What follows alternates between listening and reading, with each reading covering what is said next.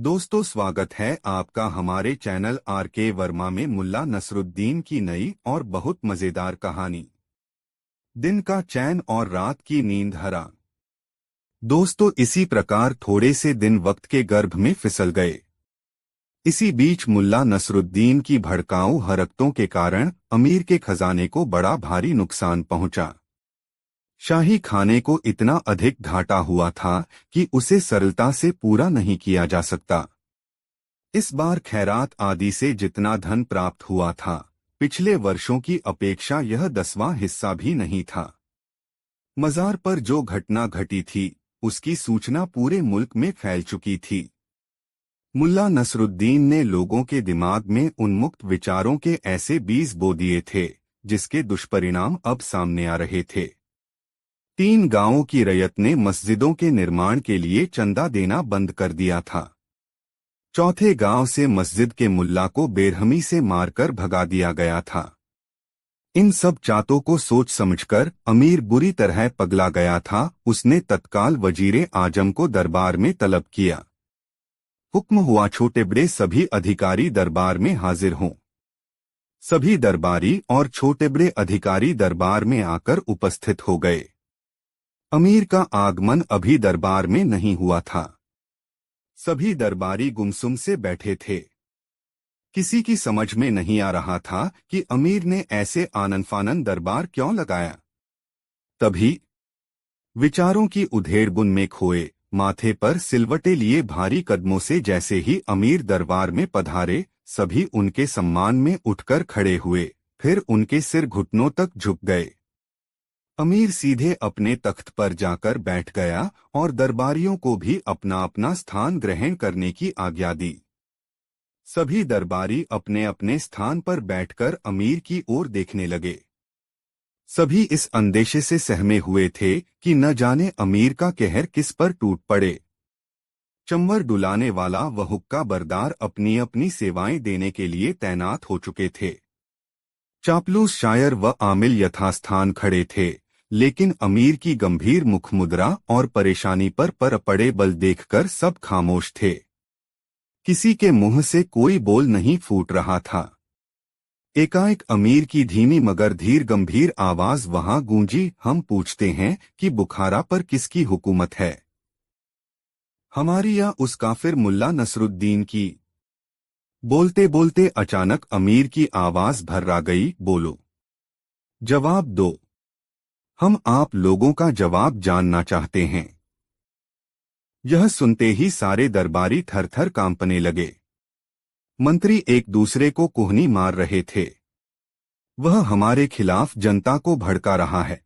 धीरे धीरे अमीर की आवाज तेज होती जा रही थी, हमारे शाही खजाने को जबरदस्त घाटा पहुंच रहा है। उसने मुल्क की शांति भंग कर रखी है। हमारे दिन का चैन और रात की नींद उस कमबख्त ने छीन ली है। उस पाजी मुल्ला नसरुद्दीन को, जिसने पूरे मुल्क में कहर बर्पा किया हुआ है, कैसे ठिकाने लगाया जाए? यह जवाब हम तुम लोगों से मांगते हैं। ए इंसाफ पसंद अमीर, बेशक उस दुष्ट को ऐसी सजा मिलनी चाहिए कि उसकी रूह तक कांप उठे। लगभग सारा दरबार एक साथ बोल उठा। हम पूछते हैं कि अभी तक वह पकड़ा क्यों नहीं गया? इस बार अमीर की क्रोध भरी गुर्राहट सुनाई दी, अब तक उसकी गर्दन कलम क्यों न हो सकी? क्या वह नाचीज और बुजदिल कीड़ा इतना ताकतवर हो चुका है कि तुम सब मिलकर भी उसे मसल नहीं सकते? उसके गुनाहों की सजा दिलाना क्या तुम्हारा काम नहीं? क्या तुम लोगों को हथियार बोझ लगते हैं? क्या तुम सबके सब नामर्द हो? मुझसे नजरें मिलाओ बख्तियार। जमीन मत कुरेदो। अमीर ने सीधे ही वजीरे आजम बख्तियार को निशाना बनाया। बख्तियार ने उठकर अमीर के सम्मान में सिर झुकाया, फिर बड़े ही अदब से बोला, ऐ मेरे अजीज अमीर, आप तो इस गुलाम की खिदमतों से खुद ही भली भांति परिचित हैं। जिस समय आपने इस गुलाम को वजीरे आजम का रुतबा बख्शा था, शाही खजाने को भारी लाभ हुआ था। मैंने सरकारी नौकरी पाने पर तथा दूसरी प्रत्येक चीजों पर कर लगाकर खजाना भरा था। मैंने छोटे सिपाहियों व कर्मचारियों के वेतन आधे कर दिए और उनके खाने पीने का खर्चा भी रियाया पर डाल दिया। तुम्हारी इन खिदमतों का जिक्र मैं पहले भी कई बार सुन चुका हूँ। अमीर गुर्राया, बार बार मैं यह बकवास नहीं सुनना चाहता। मुझे तो सिर्फ इतना बताओ कि मुल्ला नसरुद्दीन को कैसे पकड़ा जाए। हुजूर, इस बार बख्तियार ने कुछ अतिरिक्त हिम्मत बटोर कर कहा, अपराधियों को पकड़ना प्रधानमंत्री के फर्ज में शरीक नहीं है। हमारे राज्य में यह उत्तरदायित्व अरसला बेग साहब को सौंपा गया है, जो कि महल के पहरेदारों व सेना के सबसे बड़े अधिकारी हैं। बख्तियार ने बड़ी सफाई से अपनी बला अरसला बेग के सिर पर डाल दी थी। अमीर फौरन अरसला बेग की ओर पलटे। हाँ बोलो अरसला बेग, तुम क्या कहते हो? जहां पना, इस गुलाम की खिदमतें आपको बखूबी मालूम हैं। मैंने कई बार जान की बाजी लगाकर मुल्क की हिफाजत की है। बेहतरीन किस्म के जासूसों को मैंने प्रशिक्षण दिया है। खामोश गुस्ताख, अमीर हलक फाड़कर चिल्लाया, कहाँ हैं तुम्हारे वो जासूस? मुल्ला नसरुद्दीन को क्यों नहीं पकड़ा उन जासूसों ने? जितना तुम लोग अपनी खूबियां बताना जानते हो, उतना ही अपनी कमियों पर भी ध्यान देना सीखो।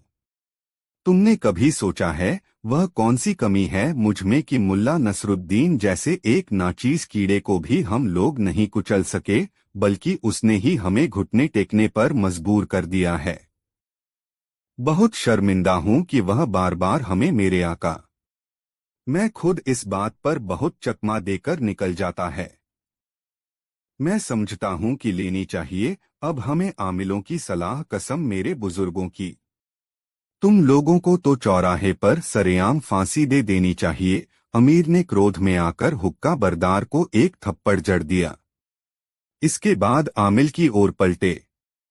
उसकी दाढ़ी इतनी लंबी थी कि वह 2 बार अपनी कमर में लपेट ले। कहिए आमिल साहब, इस मुश्किल को कैसे आसान किया जाए? वह उठा और दुआ की, फिर अपनी दाढ़ी का किनारा अपनी उंगलियों में लपेटकर बोला, हुजूर, कुछ ऐसा किया जाए कि उसके जिस्म में लहू का एक भी कतरा बाकी न रहे। दूसरे आमिल ने कहा कि उसे फांसी पर लटका दिया जाए। आमिलों के ऐसे बेतुके उत्तर सुनकर अमीर का खून खौलने लगा और वह गरजकर बोला, जाहिलों, बदमाशों, अब क्या हमें इतनी भी अक्ल नहीं कि किसी व्यक्ति का सिर काट लेने या फांसी देने से वह जिंदा नहीं बच सकता? हमने पूछा है कि उसे पकड़ा किस तरह जाए, इस बारे में आप लोग कुछ क्यों नहीं बोलते? इस बाबत किसी ने एक अल्फाज भी नहीं बोला, बल्कि सब अपनी अपनी हाँक रहे हैं। एक बात आप सब लोग कान खोलकर सुन लें, यहाँ मौजूद अधिकारियों को वेतन तब तक नहीं मिलेगा जब तक कि मुल्ला नसरुद्दीन पकड़ा नहीं जाता। हम ये भी ऐलान करते हैं कि जो उसे पकड़वाएगा उसे 3000 तंकों का इनाम दिया जाएगा। तुम लोगों की बेवकूफ़ी, काहिली व लापरवाही से खिन्न होकर हमने बगदाद से एक नया आलिम बुलवाया है, जिसका नाम मौलाना हुसैन है। अभी तक वह अमीरुल मोमनान बगदाद के खलीफा की नौकरी में था। कहकर वह एकाएक इतना उत्तेजित हो गया कि सिपाहियों से मुखातिब होकर बोला, इन सबको यहाँ से भगा दिया जाए। यह आदेश मिलते ही सिपाहियों ने दरबारियों को बाहर खदेड़ना शुरू कर दिया। बौखलाए हुए से दरबारियों पर सिपाही बुरी तरह टूट पड़े। उनके रुतबे या इज्जत का ध्यान किए बिना ही उन्होंने सबको खदेड़कर दरबार से बाहर कर दिया। दोस्तों, कहानी कैसी लगी कमेंट में जरूर बताएं और यह वीडियो अपने मित्रों के पास जरूर शेयर करें। दोस्तों, मुल्ला नसीरुद्दीन की नोकदार टोपी, लंबा चोगा, पतली लंबी दाढ़ी, चमकदार छोटी आंखें, तीखी नाक, मुस्कुराते होंठ और उसकी सागी मिलजुल कर उसके व्यक्तित्व को मुग्धकारी बना देते थे। एक बार मुल्ला एक गांव से गुजर रहा था। जब वह उस गांव के मध्य में पहुंचा तो देखा ग्रामीणों ने सूरजमुखी के फूलों की खेती कर रखी है। गांव के मध्य से होकर गुजरने वाली नदी के दोनों किनारों पर दूर तक खेतों का सिलसिला था, जिसमें सूरजमुखी के पीले दमकते फूलों की फसल लहलहा रही थी। फूलों के इस मनोरम क्षण ने मुल्ला नसीरुद्दीन को अपने आकर्षण की डोर में बांध सा लिया। मुल्ला नसीरुद्दीन ने फैसला किया कि वह इस गांव में कुछ दिन रहेगा और सूरजमुखी के फूलों के सौंदर्य को निहारा करेगा। मुल्ला नसीरुद्दीन ने उस गांव की मस्जिद में जाकर अपना डेरा जमा लिया। नमाज पढ़ने के लिए गांव के लोग मस्जिद में आए और मस्जिद में मुल्ला को देखा, तब उन्होंने मान लिया कि मुल्ला कोई पहुंचा हुआ इंसान है। गांव में चर्चा होते देर नहीं लगी कि मस्जिद में खुदा का एक ऐसा बंदा रह रहा है जिसके चेहरे पर ऐसा जलाल है जिस पर निगाहें नहीं ठहरती। बस यह समझ लो कि खुदा का नूर टपकता है उस शख्स के चेहरे से।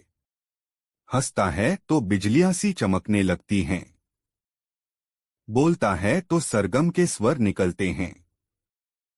मुल्ला नसीरुद्दीन इन बातों के बारे में कुछ जानता ही नहीं था। रोज सुबह वह मस्जिद से निकल जाता और गांव के ऐसे हिस्से की ओर चला जाता जिधर भीड़भाड़ न हो। वहीं से घंटों सूरजमुखी के खेतों को निहारता रहता। एक दिन वह प्राकृतिक नज़ारों में खोया हुआ था कि पास से ही एक महिला की चीख सुनाई पड़ी। मुल्ला ने आवाज की दिशा में अपनी गर्दन मोड़ी। उसने देखा, पास की पगडंडी पर एक महिला खड़ी है। महिला की गोद में एक बच्चा है। महिला थर-थर कांप रही है, न आगे जा रही है न पीछे। मुल्ला ने उसके डर का कारण जानने के लिए आसपास नजर दौड़ाई तो देखा, महिला से कुछ दूरी पर ही एक बड़ा सा सांप फन काढ़े खड़ा है। क्षण भर में मुल्ला नसीरुद्दीन को सारा माजरा समझ में आ गया। उसने अपनी जगह से ही महिला को आवाज दी, डरो मत, बस अपनी जगह से हिलना नहीं, मैं अभी आया। बाज जैसी फुर्ती से मुल्ला नसीरुद्दीन उस पगडंडी तक पहुंचा और पलक झपकते ही सांप को दुम से पकड़कर एक झटके में दूर फेंक दिया। महिला सकते में थी। उसे मुल्ला नसीरुद्दीन देवदूत सा लगा। वह उसका धन्यवाद करती हुई वहां से चली गई। दूसरे दिन मुल्ला नसीरुद्दीन गांव के सीमांत की पहाड़ियों की ओर निकल गया। उस दिन एक चरवाहा पहाड़ी से लुढ़क गया और वह सीधे खाई में गिरने ही जा रहा था कि अचानक एक करिश्माई हाथ ने उसे थाम लिया। जब चरवाहा मौत के खौफ से आजाद हुआ तो उसने पाया कि मुल्ला नसीरुद्दीन उसके शरीर पर लगे खरोंचों को सहला रहा है। मुल्ला नसीरुद्दीन ने उसको सचेत होते देखकर कहा, ऊंचाई पर चलने वाले को निचाई की अवहेलना नहीं करनी चाहिए। इतना कहकर मुल्ला नसीरुद्दीन गांव की तरफ लौट गया। तीसरे दिन मुल्ला नसीरुद्दीन मछलियों की जलक्रीड़ा देखने के इरादे से पहाड़ी नदी की ओर चला गया। नदी के पास पहुंचकर उसने अपने लिए बैठने की अच्छी सी जगह तलाशी जहां से वह पहाड़ी नदी की छिछली तेज धारा में कल्लोल करती नन्ही मछलियों के झुंड को देख सकता था। वह ऐसी जगह पर बैठा था जहां से 10 कदम की दूरी पर ही एक खड्ड जैसी संरचना थी जहां से यह छिछली पहाड़ी नदी झरने की तरह गिरती थी। मुल्ला नसीरुद्दीन झरने का मंजर तो नहीं देख सकता था मगर पानी गिरने का शोर उसे सुनाई पड़ रहा था। नदी की पथरीली सतह के ऊपर बहता पारदर्शी पानी और उसमें धारा के उल्टी दिशा की ओर तैरने की जद्दोजहद करता मछलियों का झुंड उसके आकर्षण का केंद्र था। उसे लग रहा था कि मनुष्य का समाज भी वक्त के तेज सैलाब में इसी तरह अपनी मंजिल की चाह में धारा के विरुद्ध चलने की जद्दोजहद करता रहता है। किसी किसी को मंजिल मिल पाती है और बाकी वक्त के बहाव के आगे पस्त होकर नियति का शिकार बन जाते हैं। जैसे इस नदी की नियति है झरना बनकर गिर जाना। मछलियां भी जब धारा के विरुद्ध तैरने के प्रयास से थक जाएंगी तो इनकी भी नियति वही होगी जो नदी की है। नदी की धारा और मछलियों की जलक्रीड़ा में जीवन का फलसफा देखने में वह इतना मग्न था कि वह यह नहीं देख पाया कि उससे थोड़ी ही दूरी पर एक महिला नदी पार करते समय गिर पड़ी और नदी की तेज धारा में अपने को संभाल नहीं पाई, बहने लगी। महिला बहुत तेज स्वर में चीखी, बचाओ। महिला की चीख सुनकर मुल्ला नसीरुद्दीन की तंद्रा टूटी। उसने देखा कि एक महिला नदी के पानी में बही जा रही है। नदी का पानी इतना छिछला था कि उसमें किसी के डूबने की आशंका नहीं थी। मुल्ला नसीरुद्दीन सतर्कता से पानी में उतरा और 3-4 कदम चलकर महिला की सीध में खड़ा हो गया। महिला दूसरी बार चीखी, बचाओ, और मुल्ला नसीरुद्दीन ने झुककर महिला का हाथ पकड़ लिया। महिला पानी के तेज बहाव में बहते बहते अचानक ठहर गई। उसने देखा मुल्ला नसीरुद्दीन उसे थामे खड़ा है। मुल्ला के सहारे महिला खड़ी हुई और मुल्ला नसीरुद्दीन को धन्यवाद कहते हुए अपने गंतव्य की तरफ बढ़ गई। इस पहाड़ी गांव के भोले भाले बाशिंदों के बीच चर्चा होने लगी। इस गांव के किसी भी आदमी पर जब कोई आफत आती है तब एक नोकदार टोपी वाला जवान अचानक प्रकट हो जाता है और आफत टल जाती है। 3 दिन 3 घटनाएं। तीनों घटनाओं में किसी की जान बचाने के लिए एक नोकदार टोपी वाला शख्स लोगों के सामने प्रकट होता है और संकट की घड़ी टल जाती है। गांव में जिधर देखिए उधर नोकदार टोपी वाले की चर्चा। तीसरे दिन मुल्ला नसीरुद्दीन ने पानी में बहती हुई जिस स्त्री को बचाया था वह उस गांव के मुखिया की पत्नी थी। उसने तो मुखिया से यह जाकर कहा कि वह पानी में बहते हुए झरने में गिरने ही वाली थी कि नोकदार टोपी वाले ने अपना हाथ इतना लंबा कर लिया कि मुझको पकड़ सके, और ऐन वक्त पर उसने मुझे पकड़ लिया, नहीं तो मेरी हड्डी पसली एक हो चुकी होती। दूसरे दिन मुल्ला नसीरुद्दीन ने पहाड़ी पर फिसले जिस चरवाहे को बचाया, उसने चर्चा फैला दी कि पहाड़ी की चोटी पर खड़े एक नोकदार टोपी वाले ने वहीं खड़े खड़े हाथ बढ़ाकर बीच पहाड़ी से फिसलने पर मुझे लपक लिया। पहले दिन मुल्ला ने जिस महिला के आगे से एक सांप को हाथ से पकड़कर दूर फेंक दिया था, उस सांप के बारे में उस गांव में ऐसी मान्यता थी कि वह सांप इतना विषैला है कि यदि किसी को छू भी ले तो उसका विष चढ़ जाता है। हंसने की बात तो दूर, उस महिला ने जगह जगह यह चर्चा फैला दी कि नोकदार टोपी वाले पर जहर का भी असर नहीं होता। और इस तरह अनचाहे अनजाने मुल्ला नसीरुद्दीन उर्फ नोकदार टोपी वाला उस गांव में एक सिद्ध पुरुष मान लिया गया। मुखिया को जब पता चला कि उसकी पत्नी के प्राणों की रक्षा करने वाला शख्स उसी के गांव की मस्जिद में रहता है, तब उसने गांव वालों से पूछा, क्यों भाइयों, आप लोगों को पता है कि अपने गांव में एक सिद्ध महात्मा पधारे हुए हैं? उन्होंने गांव के कई लोगों की, जिनमें महिलाएं और बच्चे भी शामिल हैं, जान बचाई है। उन्हें काल के मुंह से बाहर निकाल लिया है। हाँ हाँ, शायद आप नोकदार टोपी वाले जनाब की बात कर रहे हैं। हाँ हाँ, वही। जब ऐसा सिद्ध और उपकारी पुरुष हमारे गांव में मौजूद है तब उसके प्रति हम लोगों का भी तो कुछ कर्तव्य बनता है। चलिए हम सब मिलकर उन्हें कुछ चढ़ावा चढ़ाएं। गांव वालों ने हामी भरी। गांव भर में चंदा एकत्रा कर मुखिया गांव के कुछ चुनिंदा लोगों के साथ शाम ढलने के बाद मस्जिद पहुंचा। मुल्ला नसीरुद्दीन उस वक्त सोने की तैयारी में था। गांव वालों को आया देख मुल्ला नसीरुद्दीन उठकर बैठ गया। उसकी समझ में नहीं आया कि आखिर माजरा क्या है। ये लोग जमात बनाकर मस्जिद में मेरे पास क्यों आए हैं? क्या ये लोग मुझे मस्जिद से निकाल बाहर करना चाहते हैं? मगर मुल्ला के सामने जब मुखिया ने चढ़ावे की थैली रखी और कहा, हे सिद्ध पुरुष, हम ग्रामीणों की तरफ से यह छोटी सी भेंट स्वीकार कीजिए, तब मुल्ला के मन का भय दूर हुआ।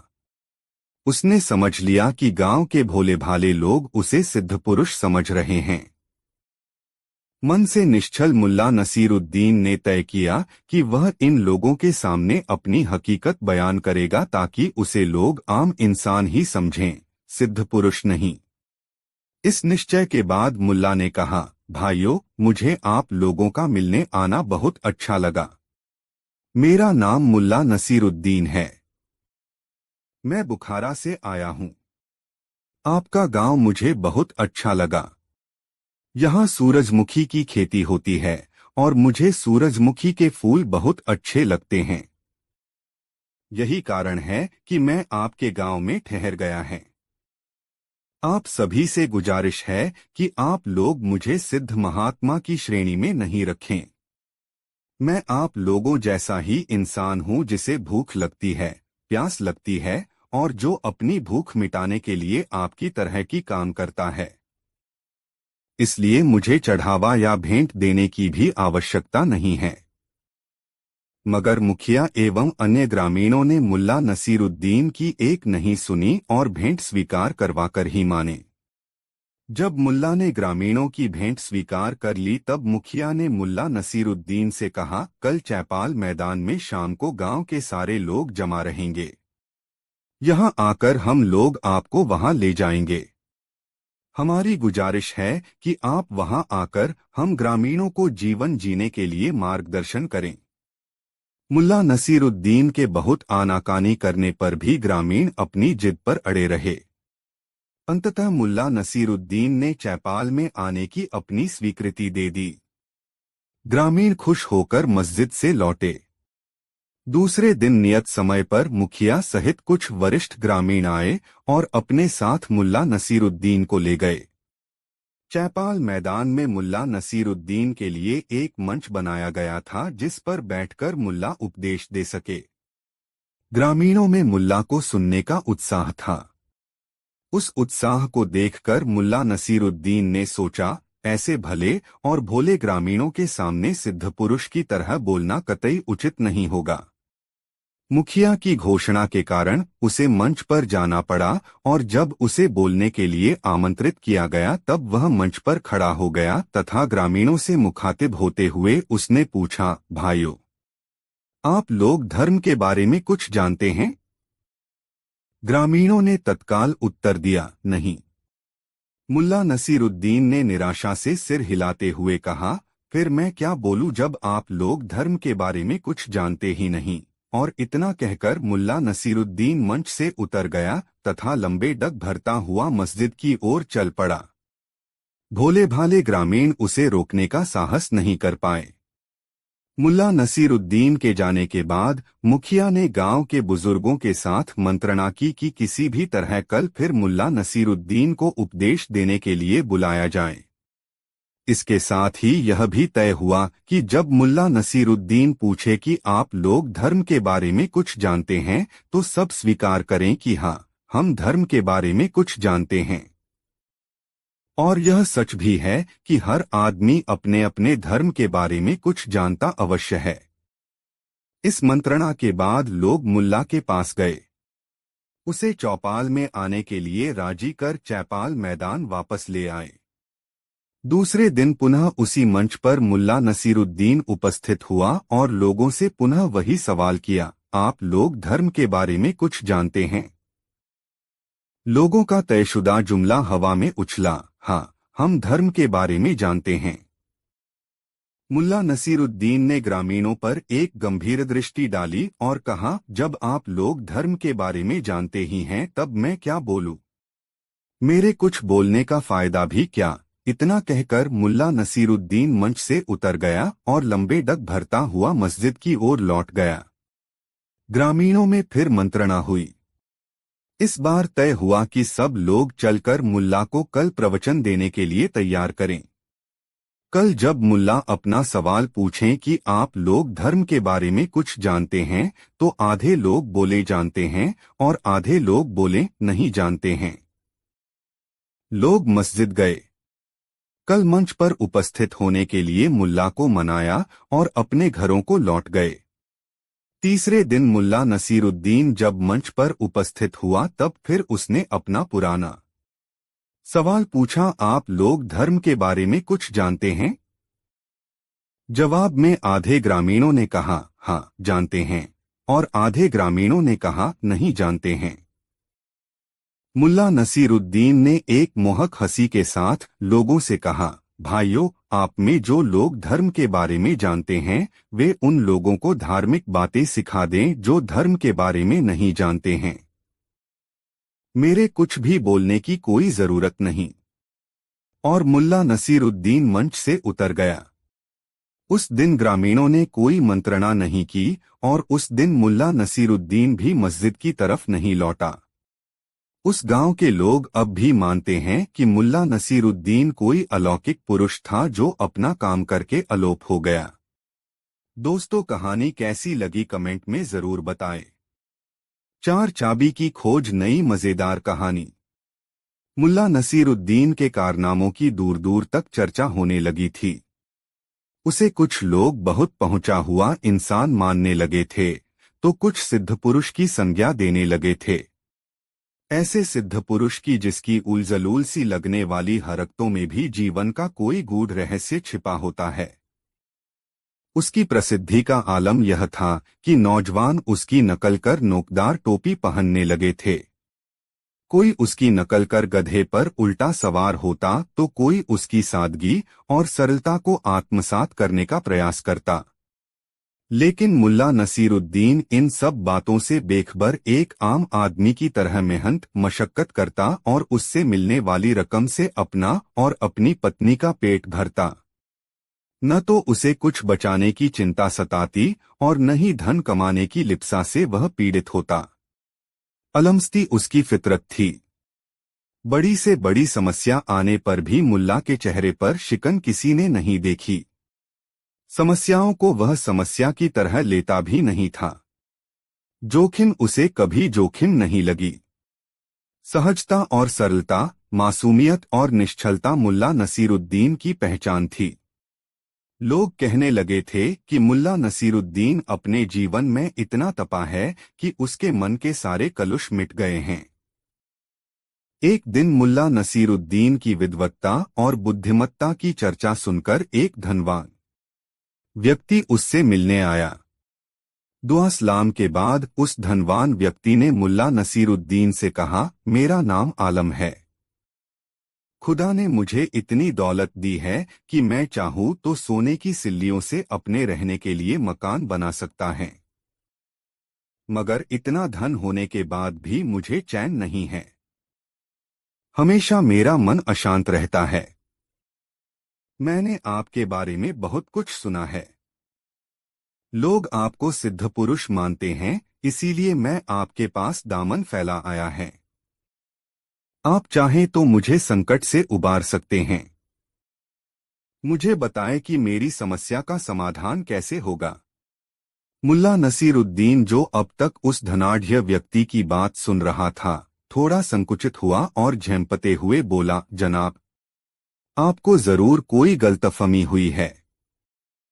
मैं कोई ज्ञानी ध्यानी नहीं है। मैं एक साधारण आदमी हूँ। मेहनत मजदूरी कर अपना परवरिश करता हूँ। नहीं नहीं, ऐसा नहीं कहें। मैंने सैकड़ों लोगों से आपकी तारीफ सुनी है। आप मेरी समस्या का समाधान सुझा सकते हैं, इसीलिए मैं आपके पास आया हूँ। आप मुझे निराश नहीं करें। धनाढ़ व्यक्ति ने अपनी गुजारिश से मुल्ला नसीरुद्दीन को निरुत्तर सा कर दिया। अजीब उलझन में पड़ गया मुल्ला नसीरुद्दीन। वह नहीं चाहता था कि लोग उसे ज्ञानी ध्यानी मानकर विशेष सम्मान देने लगें। वह तो सहजता में जीवन जीने का हिमायती था। यह बात जरूर थी कि जीवन की उलझनों ने उसे इतना तर्जा दे दिया था कि अब कोई समस्या उसे समस्या नहीं लगती थी। उसका विश्वास था कि कोई भी समस्या ऐसी नहीं होती जिसका समाधान नहीं हो। धनाढ़ व्यक्ति के बार बार गिड़गिड़ाने पर मुल्ला नसीरुद्दीन ने कहा, कितनी विचित्र बात है कि आप जिस समस्या का समाधान चाहते हैं, वह समस्या आपने मुझे अब तक बताई ही नहीं। धनवान व्यक्ति, जिसका नाम आलम था, मुल्ला के इस कथन से थोड़ा लज्जित हुआ और विनम्रता से बोला, मुल्ला साहब, मैंने आपको बताया है कि मेरे पास बहुत दौलत है, फिर भी मुझे चैन नहीं मिलता। आप मुझे बताएं कि मुझे चैन कहाँ मिलेगा। मुझे आत्मिक सुख और शांति कैसे नसीब होगी। मुल्ला नसीरुद्दीन ने मुस्कुराते हुए आलम की तरफ देखा और कहा, ठीक है जनाब, मैं आपको जवाब दूंगा, मगर आज नहीं, उचित अवसर आने पर। आप अपना पता बता दें और उचित समय का इंतजार करें। आलम ने समझ लिया कि मुल्ला नसीरुद्दीन से अब इस प्रसंग में कुछ भी कहना उचित नहीं है, इसलिए वह उसे अपना पता बताकर वहां से लौट गया। मुल्ला नसीरुद्दीन भी अपनी सामान्य दिनचर्या में लग गया। इसी तरह कुछ दिन बीत गए। आलम को लगने लगा कि मुल्ला नसीरुद्दीन उसकी बात का जवाब देना नहीं चाहता। चूंकि बेचैनी उसका स्वभाव था, इसलिए वह प्रायः ऐसे भी सोचता, न जाने मुझसे कौन सी खता हो गई है कि मुल्ला नसीरुद्दीन की कृपा दृष्टि मुझे नहीं मिल पाई। एक दिन शाम को आलम अपने घर के सामने की सड़क से गुजर रहा था। उसने देखा मुल्ला नसीरुद्दीन एक पेड़ के नीचे कुछ तलाश कर रहा है। आधा बदन झुकाए मुल्ला नसीरुद्दीन कभी बाएं, कभी दाएं, कभी आगे, कभी पीछे चहलकदमी करता हुआ बेचैन हो रहा था।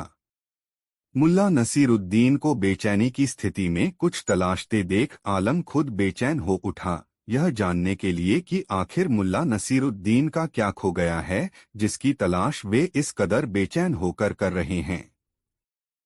आलम तुरंत मुल्ला नसीरुद्दीन के पास पहुंच गया और उसे सलाम करते हुए पूछा, जनाब, आपका कुछ खो गया मालूम पड़ता है। क्या खोया है, मुझे बताएं ताकि मैं भी उसकी तलाश में आपकी मदद करूं। मेरी चाबी खो गई है। जेब में थी, जेब से गिर गई। उसी को तलाश रहा हूं, मुल्ला नसीरुद्दीन ने कहा। कहाँ गिरी चाबी? उत्सुकतापूर्वक आलम ने मुल्ला नसीरुद्दीन से पूछा। चाबी तो मेरे कमरे में ही कहीं गिर गई थी, आज सवेरे जब मैं बाहर निकलने के लिए अपने कपड़े पहन रहा था, मुल्ला नसीरुद्दीन ने बड़ी मासूमियत से उत्तर दिया। अरे, कमाल है। चाबी गिरी आपके कमरे में और आप तलाश रहे हैं यहाँ? चैंक कर आलम ने मुल्ला नसीरुद्दीन से कहा। बहुत मासूमियत से मुल्ला नसीरुद्दीन ने कहा, हाँ, दरअसल बात ऐसी है कि मेरे कमरे में अंधेरा है, इसलिए चाबी वहां तलाशना मुश्किल है। इस समय यहाँ उजाला है, यही उजाला देखकर मैं यहाँ चाबी खोजने लगा, मुल्ला नसीरुद्दीन ने उत्तर दिया। आलम को मुल्ला नसीरुद्दीन का यह उत्तर अटपटा लगा। उसने बड़ी बेबाकी के साथ मुल्ला नसीरुद्दीन से कहा, जनाब, मैं तो आपको एक सिद्ध पुरुष मानता था। समझता था कि आप बड़े बुद्धिमान हैं। मगर आप अभी जो काम कर रहे हैं, वैसा तो कोई मूर्ख भी नहीं करेगा। अदना से अदना आदमी भी यह समझता है कि कोई वस्तु जहां गिरी है, वहीं से मिलेगी। ऐसा तो हो ही नहीं सकता कि चाबी गिरे कमरे में और चाबी मिले पेड़ के तने के पास मुख्य सड़क पर। आलम की बात सुनकर मुल्ला नसीरुद्दीन जोरों से हंसने लगा, बिल्कुल बावलों की तरह, और हंसते हंसते बोला, आलम, आप तो मेरी तरह ही हरकतें कर रहे हैं। सुख और शांति सद्भाव और निश्चितता में है, लेकिन आप उसकी खोज धन से करना चाहते हैं। धन से कभी सुख और शांति किसी को नसीब हुई है?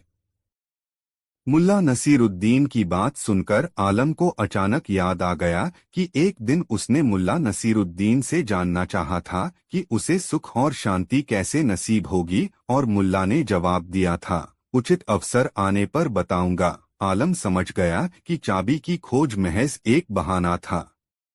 उसे सही प्रयास की दिशा बताने के लिए ही मुल्ला नसीरुद्दीन ने चाबी खोजने का नाटक किया है। वह स्वतः मुल्ला नसीरुद्दीन के कदमों पर लौट गया और कहा, धन्य हुआ मैं, आपने मेरी उलझन दूर कर दी। दोस्तों, यह वीडियो अपने मित्रों को जरूर शेयर करें। 5 जादूगर मुल्ला नसीरुद्दीन मजेदार कहानी। मुल्ला नसीरुद्दीन जब बुखारा में था तब उसकी शोहरत बुलंदियों पर थी। बुखारा के अमीर लोग मुल्ला नसीरुद्दीन की मोहब्बत पसंद करते थे। जब कभी किसी रईस के घर कोई दावत होती तो वहां से मुल्ला नसीरुद्दीन का बुलावा अवश्य आता।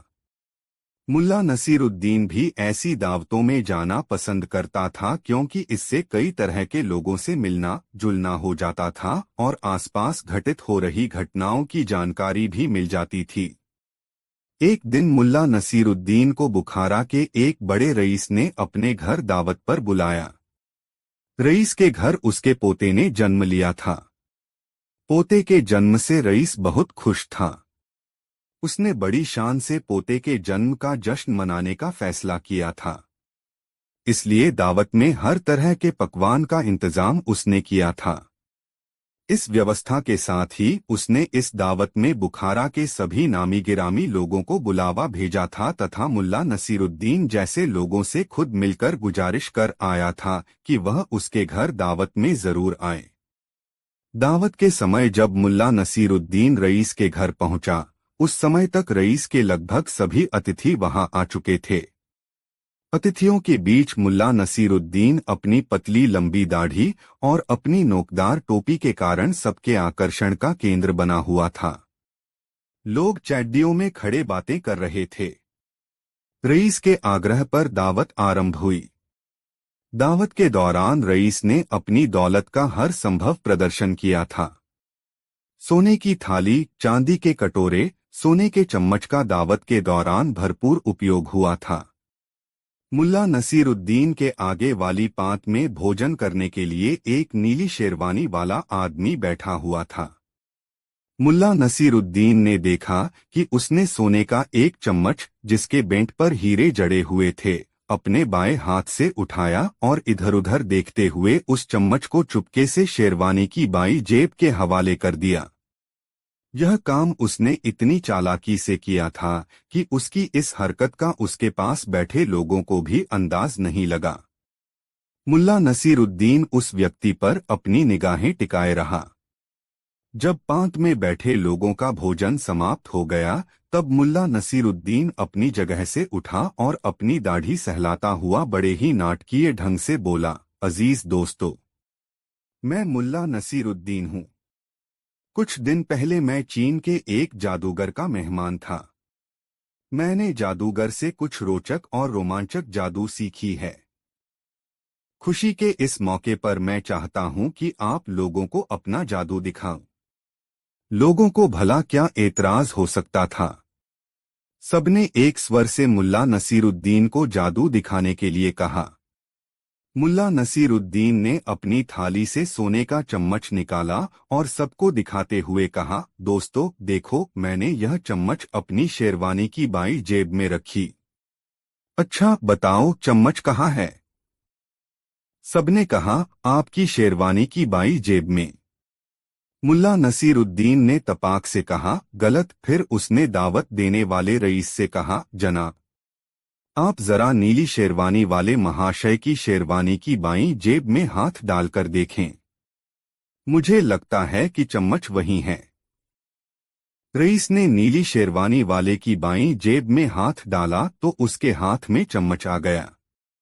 सबने मुल्ला नसीरुद्दीन की कला का स्वागत ताली बजाकर किया, लेकिन नीली शेरवानी वाला शख्स मुल्ला नसीरुद्दीन से आंखें भी नहीं मिला पाया। दोस्तों वीडियो को एक लाइक जरूर कर दे। 6 जांबाज मुल्ला नसीरुद्दीन मजेदार कहानी। मुल्ला नसीरुद्दीन बगदाद जा रहा था। रास्ते में वह एक सराय में रुका। सराय में कुछ अफीमची पहले से डेरा जमाए हुए थे। जब मुल्ला नसीरुद्दीन पर उनकी नजर पड़ी तो उन्होंने उसे अपनी चैकड़ी में शामिल कर लिया। पहले तो उनके बीच सामान्य शिष्टाचार की बातें हुईं। फिर धीरे धीरे बातूनी अफीमचियों की बनाई। मुल्ला नसीरुद्दीन के पास उनकी बातें सुनने के अलावा कोई चारा नहीं रहा। उन अफीमचियों में एक व्यक्ति सुल्तानी सेना का सिपाही था। उसने हाकना शुरू कर दिया है, दोस्तों, आज मैं तुम लोगों के बीच हूं। यह तुम लोगों के लिए किस्मत की बात है। जानते हो क्यों? इसलिए कि मैं एक ऐसा सिपाही हूं जिसकी वीरता की गूंज आज भी सुल्तानी सेना में बरकरार है। 5 साल पहले जो युद्ध हुआ था, उसकी चर्चा तुम लोगों ने सुनी होगी। उस युद्ध में मैं भी लड़ा था। एक दिन दुश्मनों के सैकड़ों सिपाहियों ने मुझे घेर लिया। मैं जरा भी नहीं डरा। अपने दोनों हाथों में तलवार लेकर मैं दाएं बाएं, आगे पीछे चकर घिन्नी की तरह तलवार चलाता रहा और दुश्मनों की गर्दनें कटती रहीं। कचा, छपाक, खच, थोड़ी देर में ही दुश्मन सेना के सारे सिपाहियों की लाशें युद्धभूमि में बिछ गई। मुल्ला नसीरुद्दीन अब तक उस सिपाही की बातें बड़े गौर से सुन रहा था।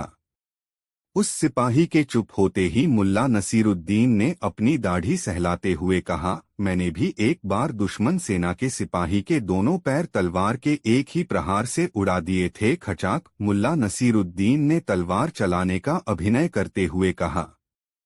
अफीमचियों की तंद्रा अचानक टूटी और वे मुल्ला नसीरुद्दीन की तरफ अचरज भरी नजरों से देखने लगे। उनमें से एक ने मुल्ला नसीरुद्दीन से पूछा, क्यों भाई, तुमने सिर क्यों छोड़ दिया, पैर क्यों काट दिए? इसमें कोई राज की बात है तो बताओ।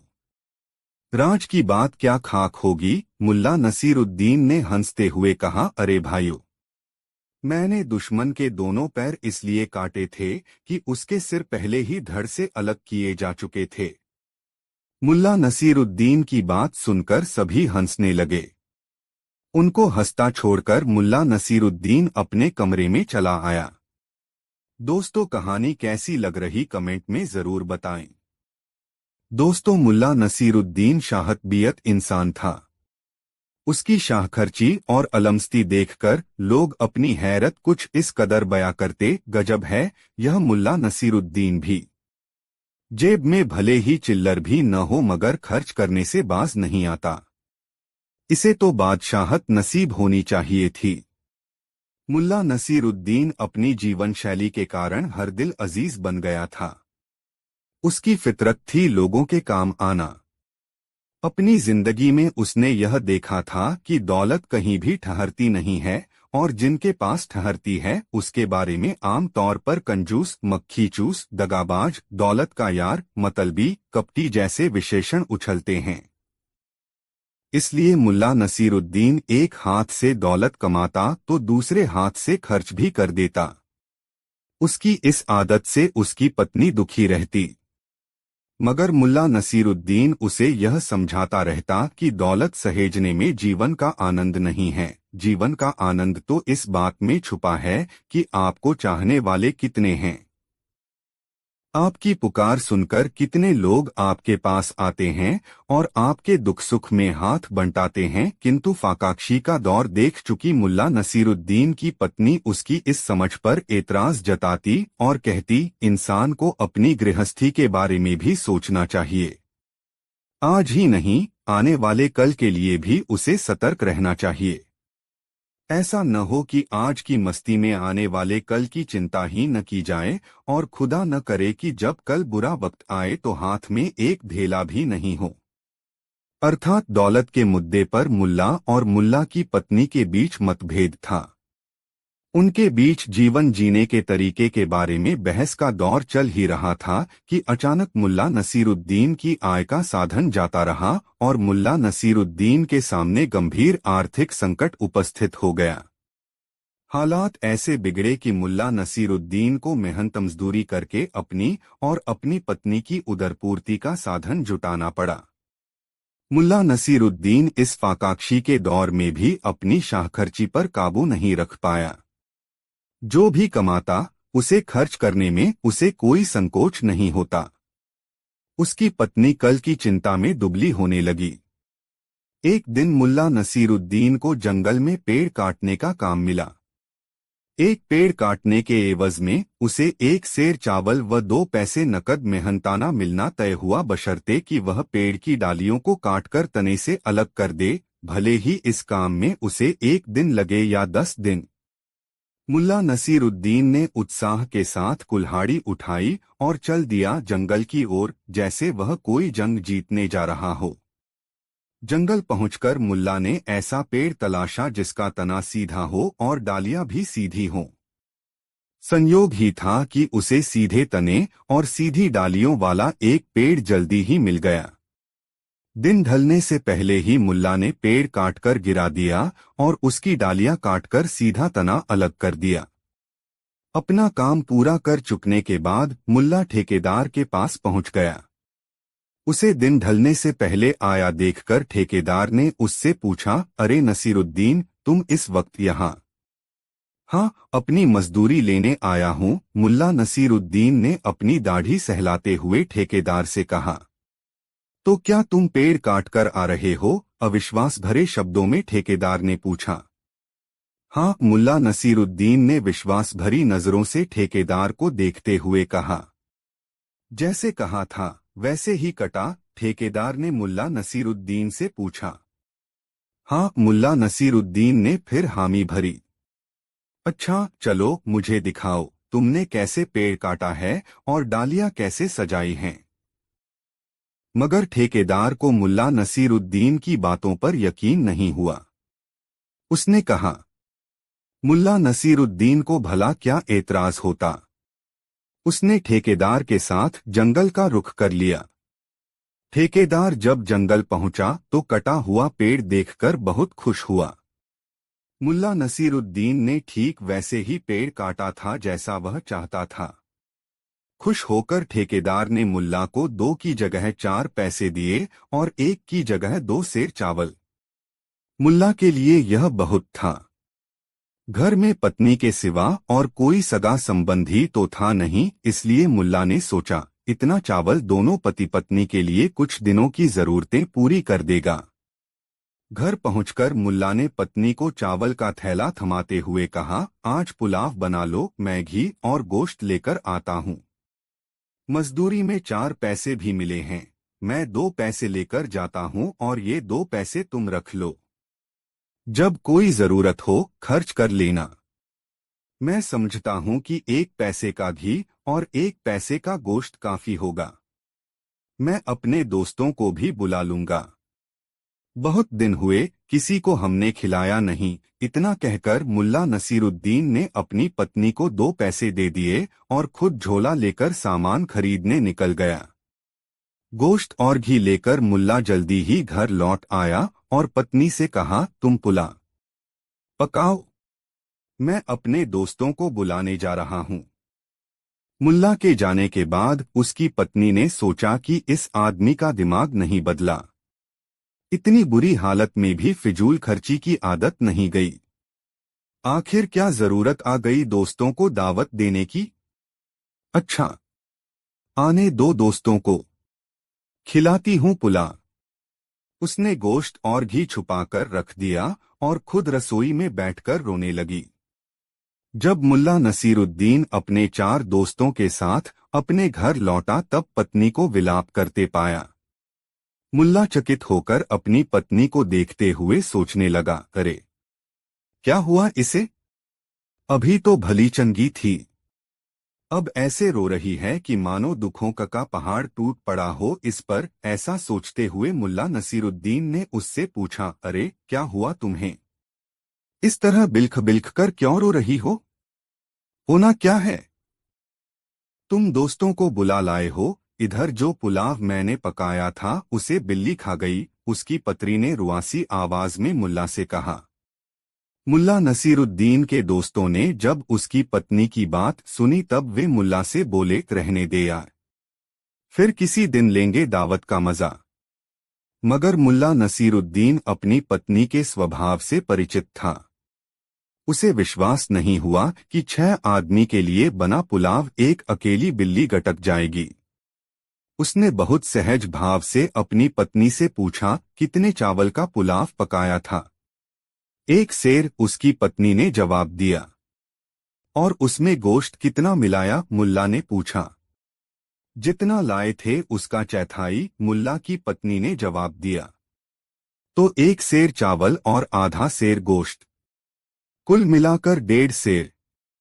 और चावल में पानी भी जज्ब हुआ होगा। मुल्ला ने बदबुदाते हुए पत्नी से पूछा, तो लगभग 2 सेर पुलाव बिल्ली खा गई। और बिना उसके उत्तर की प्रतीक्षा किए वह दूसरे कमरे की ओर बढ़ गया। कमरे में उसकी पालतू बिल्ली थी, न छोटी और न बड़ी, मझोले कद की। उसने बिल्ली को गोद में उठा लिया और पत्नी के पास आया तथा पूछा, इसी बिल्ली ने पुलाव खा लिया न? बिल्ली को देखकर मुल्ला नसीरुद्दीन की पत्नी सहम गई और उसने गर्दन हिलाकर हामी भर दी। दरअसल मुल्ला नसीरुद्दीन ने भांप लिया था कि उसकी पत्नी झूठ बोल रही है, मगर वह उसे सबूत के साथ यह बतलाना चाह रहा था कि वह झूठ बोल रही है। पत्नी के हामी भरते ही मुल्ला नसीरुद्दीन ने रसोई में रखा तराजू उठाकर बिल्ली को तौला। संयोग यह हुआ कि बिल्ली पूरे 2 सेर की निकली, न कम और न ज्यादा। मुल्ला ने अपनी पत्नी से कहा, देखो पूरे 2 सेर है। अगर यह बिल्ली है तो बताओ कि पुलाव कहाँ है, और अगर यह पुलाव है तो बताओ कि बिल्ली कहाँ गई। मुल्ला के सवाल से उसकी पत्नी घबरा गई। उसने सच कबूल कर लिया कि उसने अभी तक पुलाव पकाया ही नहीं। मुल्ला ने बिना बिगड़े बहुत शालीनता के साथ अपनी पत्री से कहा, बेगम, अब पुलाव बना ही दो ताकि मेरे दोस्त यहाँ से तुम्हारे हाथ के बने पुलाव का जायका याद करते हुए जाएं। इसके बाद मुल्ला नसीरुद्दीन की पत्नी ने पुलाव पकाया। मुल्ला नसीरुद्दीन ने अपने दोस्तों के साथ पुलाव का मजा लिया।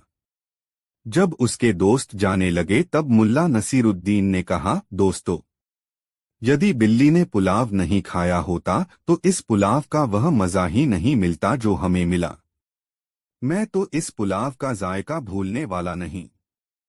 मुल्ला नसीरुद्दीन की बात सुनकर उसके दोस्त हंस पड़े और हंसते हुए विदा हुए। दोस्तों के जाने के बाद मुल्ला नसीरुद्दीन ने अपनी पत्नी को बहुत प्यार से समझाया, बेगम, किसी को खिलाने से कुछ कमता नहीं, लोगों की दुआ मिलती है। किसी को खिलाकर जो सुख मिलता है उसका आनंद ही कुछ और है। मेरा तो मन पुलकित हो उठता है जब 2-4 लोग साथ खाने वाले मिल जाते हैं।